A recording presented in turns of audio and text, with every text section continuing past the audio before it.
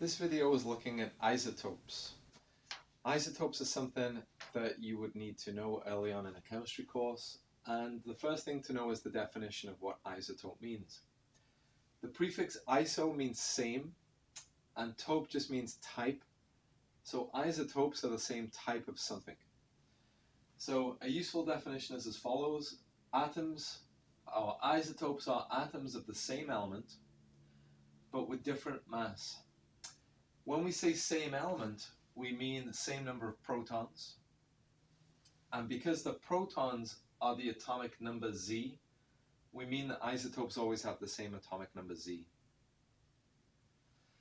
They have a different mass. We know that the mass is the mass of the nucleus. Well, the nucleus consists of protons and neutrons. So if your protons are the same, but your mass is different, what is different about your mass is the number of neutrons. So if your mass is different, you must have a different A number. A typical question would be, you're given some abundance information about isotopes. So one I found is 57.21% of antimony 120.9. So if I give you a sample of antimony, which has the chemical symbol Sb, this particular isotope has a mass of 120.9, but there's only 57% of the sample that's that isotope. The remaining 42.79% of the sample has a different mass.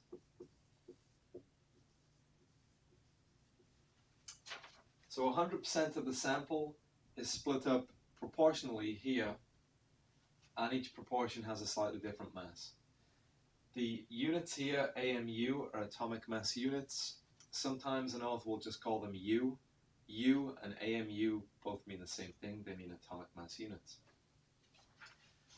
So I want to calculate the A value, the average A value, the average mass. So I'm going to look at proportions of each mass. So the average atomic mass is 57.21%, so divided by 100, of, so that means multiply, 120.9 AMU. So 57% of that value plus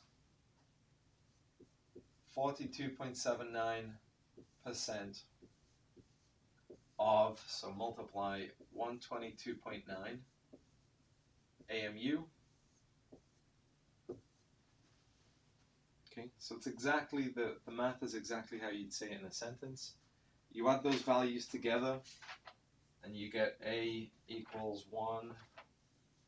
121.76 AMU. So if you look, the value seems to be in between the two isotope masses. So the fact that we have some with a mass of 122 raises the average above 120. But the fact that we have some with 120 lowers the value below 122. So both extremes have an influence, and what we're left with is some kind of average. It's common in chemistry to report 2 decimals for your mass, so that's something that we'll adopt in this class also.